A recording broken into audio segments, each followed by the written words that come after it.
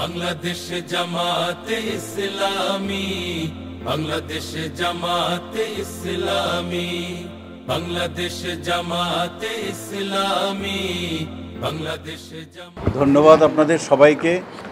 আজ এক গণতান্ত্রিক আন্দোলনের মুহূর্তে, বিজয়ের মুহূর্তে ঢাকেশ্বরী মন্দিরে আমরা একজন বিশিষ্ট রাজনীতিককে পেয়েছি। এ দেশ আমাদের সবার। আমাদের সামনে একটা কথা মাঝে মাঝে আছে, সংখ্যালঘু সম্প্রদায়।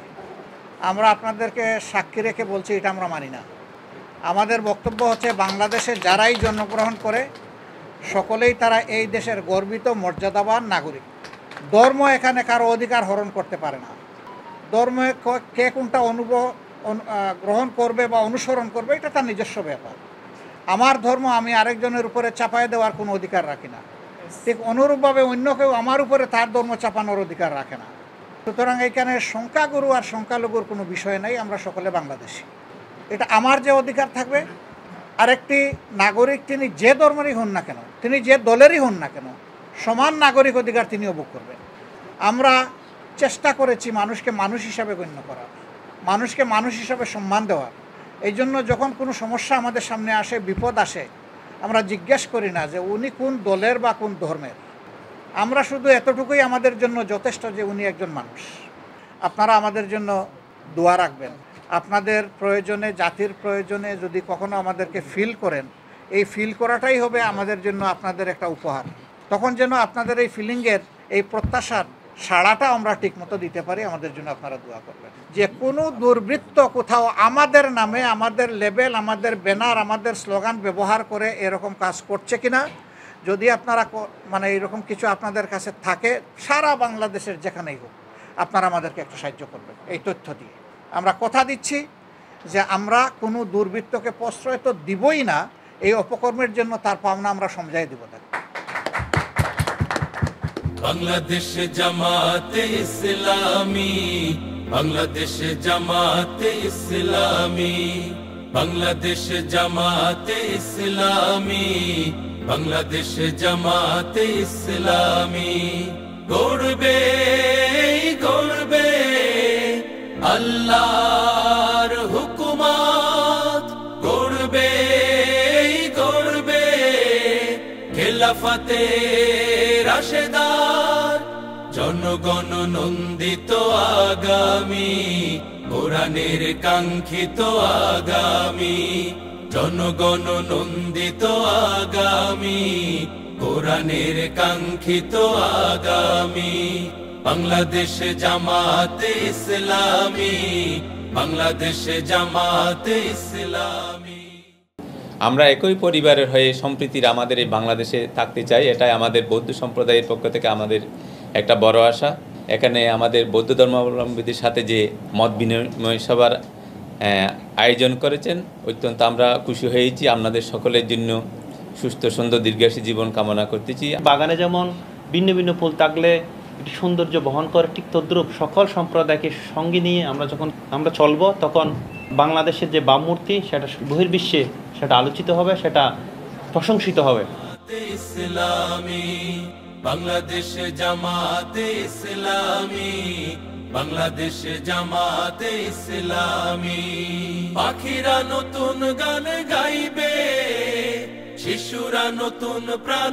বাংলাদেশ জামাতে ইসলামী পঞ্চাগড় জেলা শাখার সম্মানিত আমির ইকবাল হুসাইন উনি বলেছেন যে গত 25 তারিখ দুপুর 2:30টার সময় মর্মান্তিক যে ঘটনা ঘটেছে এই করতোয়া নদীতে, এটা আমরা সাথে সাথেই সামাজিক মিডিয়ার মাধ্যমে দেখতে পাই, চ্যানেলে দেখতে পাই এবং অনলাইন পত্রিকায় দেখতে পাই। তো সেই সময় থেকে শুরু করে এখানকার নেতৃবৃন্দ প্রতিনিয়ত আমাদেরকে খোঁজখবর দিচ্ছেন।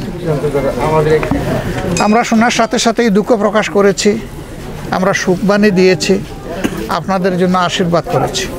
আর মূলত আমরা এসেছি মানুষ হিসাবে মানুষের পাশে। এটা আমাদের দেখার বিষয় না যে কে আমরা কোন দল করি, কে কোন ধর্মের অনুসারী, এটা বড় ব্যাপার না। বড় ব্যাপার হচ্ছে বিপদে মানুষের পাশে দাঁড়ানো মানুষের দায়িত্ব। ইসলাম একটা সার্বজনীন পরিপূর্ণ জীবন বিধান, যে জীবন বিধান একটা আমব্রেলার মতো, ছাতার মতো, যেখানে সব দল এবং মত বিকশিত হওয়ার সুযোগ আছে। নিজ নিজ ধর্ম চর্চা করার সুযোগ আছে, প্রত্যেকটি ধর্মের নিরাপত্তার ব্যবস্থা আছে, প্রত্যেকটি ধর্ম উপাসনালয়গুলোর নিরাপত্তার ব্যবস্থা আছে, ধর্ম অনুশীলন এবং চর্চা করার সুযোগ তাদের আছে। ইসলামী জীবন ব্যবস্থা যদি প্রতিষ্ঠিত হয় তাহলে সেটি হবে। শৈত্যপ্রবাহ যদি আসে, শীত আসে, যদি ঘূর্ণিঝড় হয়, যদি বন্যা আসে, তাহলে দেখে দেখে এই প্রাকৃতিক দুর্যোগগুলো দেখে দেখে মানুষের ক্ষতি করে না যে কে হিন্দু, কে মুসলমান, কে বৌদ্ধ, কে খ্রিস্টান। যে বাংলাদেশ জামায়াত ইসলামীর এই যে তৃতীয় দফা কর্মসূচি, সমাজ কল্যাণ, সমাজ সেবা করা, এই কার্যক্রম বাস্তবায়নে আমরা কখনোই হিন্দু, মুসলমান, বৌদ্ধ, খ্রিস্টান, ধর্ম, বর্ণ, আমরা দল মত আমরা বিবেচনা করি না। কে মুসলমান, কে হিন্দু, কে বৌদ্ধ, কে খ্রিস্টান, এখানে এই পরিচয়টা আমরা কোনোভাবেই বড় করে আলাদা করবার কোনো সুযোগ নাই। যার যার ধর্ম তার ধর্ম। আমাদের যে সংবিধান আছে সেই সংবিধানের 2-এর কতে পরিষ্কার করে বলা হয়েছে সকল ধর্মের অনুসারীরা সমান মর্যাদা পাবেন তাদের ধর্ম পালনে। যে আপনারা আপনাদেরকে আলাদা কিছু ভাববেন না, আপনারা এদেশেরই গর্বিত নাগরিক, আপনারাও মাথা উঁচু করে দাঁড়াবেন, আপনারাও আপনাদের ভয়েস রেজ করবেন, সম্মিলিতভাবে আমাদের ওই জাতীয় শত্রুদের বিরুদ্ধে লড়াই করব আমরা। তো সকল ক্ষেত্রেই আমরা যেন একে অন্যের পাশে দাঁড়াতে পারি, একযুগে পথ চলতে পারি, আমরা সেই দিকেই সামনের দিকে খেয়াল রেখে আমাদের আগামীর বাংলাদেশকে গড়ে তোলার জন্য আমরা সোচ্চার থাকব। বাংলাদেশ জামাতে ইসলামী, বাংলাদেশ জামাতে ইসলামী, বাংলাদেশ জামাতে ইসলামী, বাংলাদেশ জামাতে ইসলামী গড়বে গড়বে আল্লাহর হুকুমত, গড়বে গড়বে খেলাফতে রাশেদার, জনগণ নন্দিত আগামী, কোরআনের কাঙ্ক্ষিত আগামী, জনগণ নন্দিত আগামী, কোরআনের কাঙ্ক্ষিত আগামী। বাংলাদেশ জামাতে ইসলামী, বাংলাদেশ জামাতে ইসলামী, বাংলাদেশ জামাতে ইসলামী, বাংলাদেশ জামাতে ইসলামী। নীলিমা নতুন কথা বলবে, নদীরা দ্বিগুণ বেগে চলবে, নীলিমা নতুন কথা বলবে, নদীরা দ্বিগুণ বেগে চলবে, রহমের বাড়ি ধারায় আসবে নামি। বাংলাদেশ জামাতে ইসলামী, বাংলাদেশ জামাতে ইসলামী, বাংলাদেশ জামাতে ইসলামী, বাংলাদেশ জামাতে ইসলামী। পাখিরা নতুন গান গাইবে, শিশুরা নতুন প্রাণ পাইবে, পাখিরা নতুন গান গাইবে, শিশুরা নতুন প্রাণ পাইবে, উঠবে নতুন এক সূর্য জানি। বাংলাদেশ জামাতে ইসলামী, বাংলাদেশ জামাতে ইসলামী, বাংলাদেশ জামাতে ইসলামী, বাংলাদেশ জামাতে ইসলামী। আমি ধন্য এতগুলো লোক স্যারের আগমনে উপস্থিত হয়েছে, এই কথাটা, এই দৃষ্টিটা আমাকে পাগলের মতো করে দিয়েছে। প্রিয় উপস্থিতি, আপনারা মুসলমান, আমি হিন্দু, কিন্তু নবীর সেই বাণীটি কি, নবীর সেই বিচারটুকু কি আপনাদের অনেকের মনে আছে? যে ন্যায় বিচারের জন্য মহামানব, শ্রেষ্ঠ মহামানব হিসেবে পরিচিতি লাভ করেছিলেন, যার শক্তির বদৌলতে মুসলিম সম্প্রদায় এই বিশ্বে সংখ্যা গরিষ্ঠ মানব হিসেবে পরিচিতি লাভ করেছে।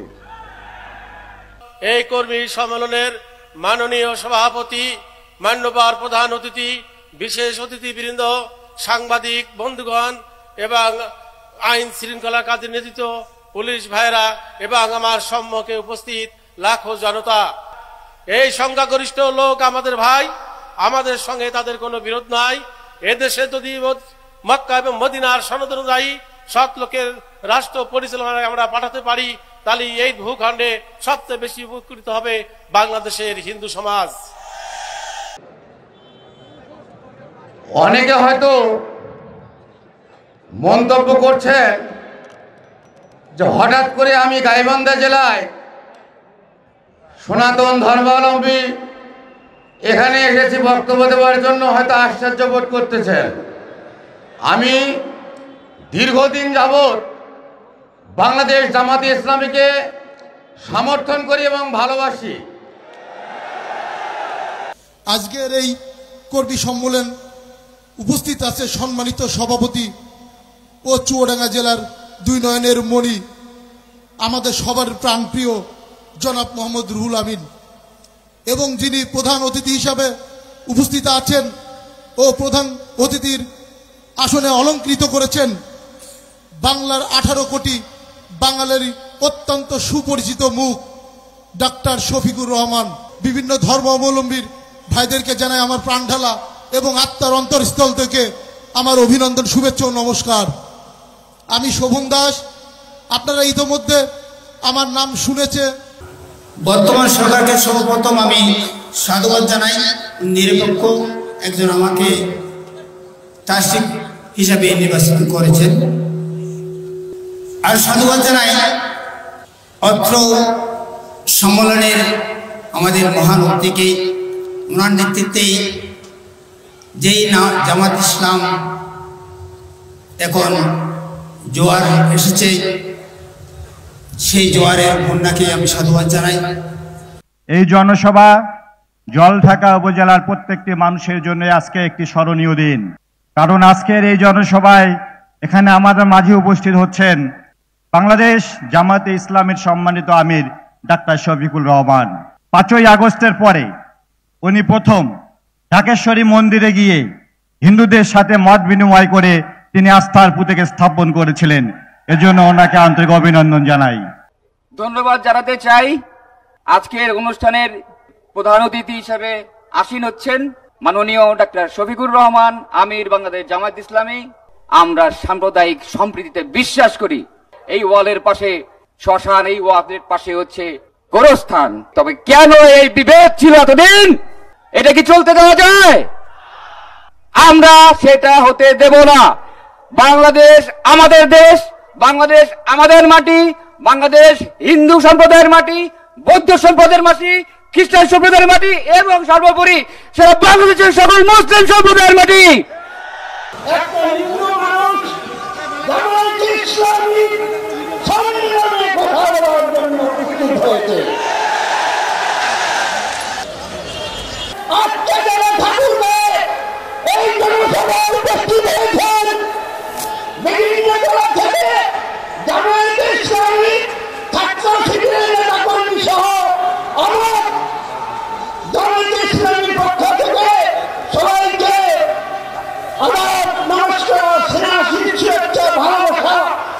আপনারা ইতিমধ্যে শুনেছেন যে আমি সনাতনী ধর্মাবলম্বী।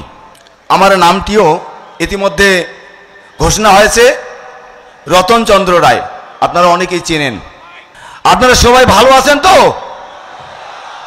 আপনারা ভালো আছেন, আমিও সেই সৃষ্টিকর্তার অশেষ কৃপায় আমি খুব ভালো আছি, আলহামদুলিল্লাহ। আমার পক্ষ থেকে আসসালামু আলাইকুম। বিগত 5ই আগস্টের পর থেকে আমাদের গ্রামে একটা কোনো বিচ্ছিন্ন ঘটনা ঘটেনি। আমাদের গ্রামে একাধিকবার আমার শিক্ষাগুরু শ্রদ্ধেয় মঞ্চে উপবিষ্ট আব্দুল মান্নান স্যারের নেতৃত্বে একাধিকবার গিয়েছেন, আমাদের খোঁজ খবর নিয়েছেন, আর কোনো ব্যক্তি কোনো খোঁজ খবর নেয়নি, কোনো খবর নেয়নি। আমি মনে করি কোনো প্রশাসন পারবে না নিরাপত্তা দিতে, কোন সরকার পারবে না নিরাপত্তা দিতে, মুসলমান ভাইরা এবং প্রতিবেশীরাই নিরাপত্তা দিতে পারবে।